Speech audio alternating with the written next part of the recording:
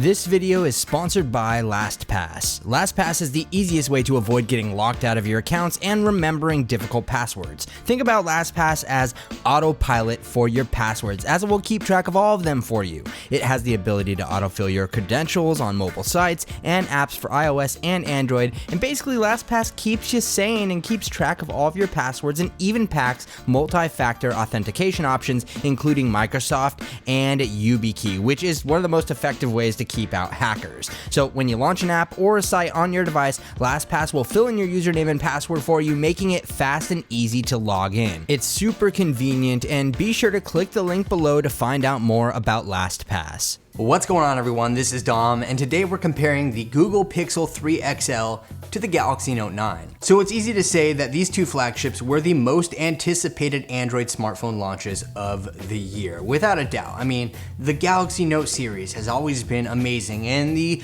Google Pixel or Nexus series has been great as well. A lot of people really look forward to these phones every single year, and I was no different. So let's talk about the design for a second here. Now, both of these take on very similar designs as their predecessors. I mean, there's really not a whole lot different happening here. We have glass and metal, same as the story for pretty much every other smartphone these days. And while that's kind of boring, I mean, it is what it is, and they're both very well-built phones. I happen to prefer the design and construction of the Galaxy Note 9 over the Pixel 3 XL.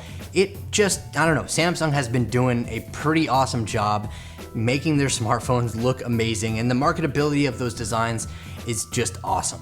That's not to say though that the slightly more subtle design of the Google Pixel 3 XL is not desirable. It's actually less flashy, which I do prefer in that sense, but overall I have to give the win to the Galaxy Note 9. So coming around the front with the Galaxy Note 9, we have a 6.4-inch display with a resolution of 1440 by 2960, and Samsung's Super AMOLED displays always look great. I mean, these things just shine on their own, and I'm a big fan of that. But on the Google Pixel 3 XL, we have a 6.3-inch display of the same resolution. Now, the big differentiator between these two displays is gonna be that notch at the top of the Google Pixel 3 XL, and while it doesn't bother me, it might bother some of you out there. Now, the Galaxy Note 9 comes in two configurations. We have a 128 gigabytes of storage with 6 gigabytes of RAM and 512 gigabytes of storage with 8 gigabytes of RAM. I'm rocking the 128 model, and both of them have micro SD card expansion,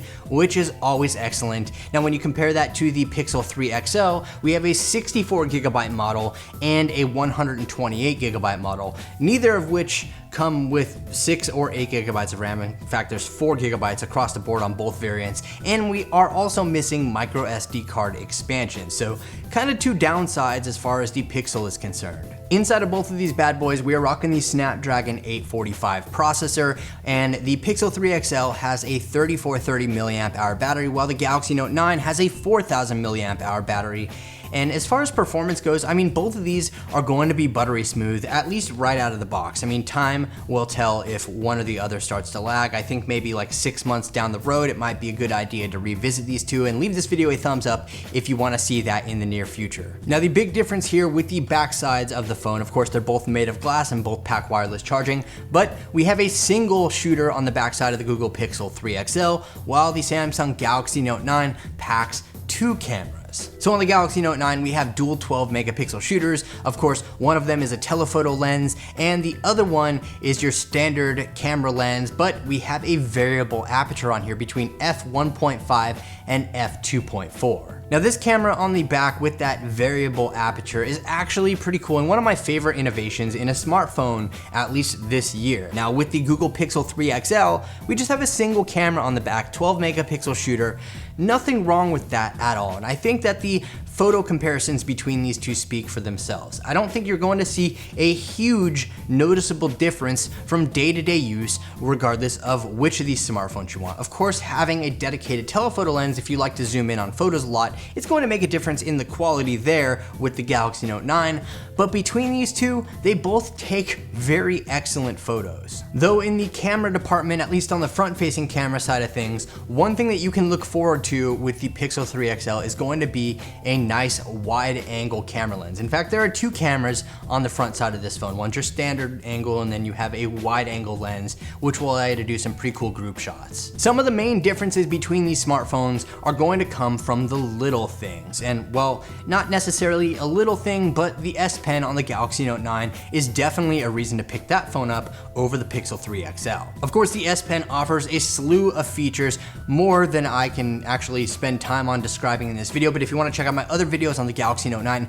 I will leave them linked below. But if you want a stylus on a phone, the Galaxy Note 9 is the phone that does it the absolute best, without a question. I mean, having the S Pen here is a great thing, especially if that's what you need for your day-to-day phone life. Another thing on the Galaxy Note 9 that you will not see on the Pixel 3 XL is going to be face unlock, or iris unlock for that matter. I mean, the Galaxy Note 9 has both of them. We do also have a fingerprint scanner on the back side of this phone, which is nice, as well as having one on the back side of the Pixel 3 XL. But if you want that intelligent face unlock or iris unlock, you're only going to find that on one of these guys. One other thing that you are going to find on the Galaxy Note 9 that you will not on the Pixel 3 XL is going to be a headphone jack. And that's actually probably one of the bigger things that a lot of normal people out there care about. You don't get that on the Pixel 3 XL, though you do get an adapter in the box that will allow you to adapt its USB Type-C port to a 3.5mm headphone jack. But if you want these things built into your phone, the Galaxy Note 9 is going to be where it's at, though you will pay more for that smartphone. But it's important to note, yes, I went there, the price point on the Galaxy Note 9 for at least the base model 128GB configuration is only $100 more than the base model of the Pixel 3 XL. So you are getting quite a bit more if you're going to use it, going with the Note 9 over the Pixel 3 XL. It's going to be hard to determine whether or not either of these phones is better than the other. I mean, unless you need this S Pen, then you're gonna have to go with the Galaxy Note 9. But they're both great phones. They both offer quite a bit for people. And in terms of battery life, they're both going to last you all day. You're really not going to have a problem in that department. And I think that you really shouldn't have that problem with any smartphone that's released these days. But I wanna know what your opinion is, what your take is on these two phones. Do you pick the Galaxy Note 9 or the Google Pixel 3 XL? Let me know with a comment below,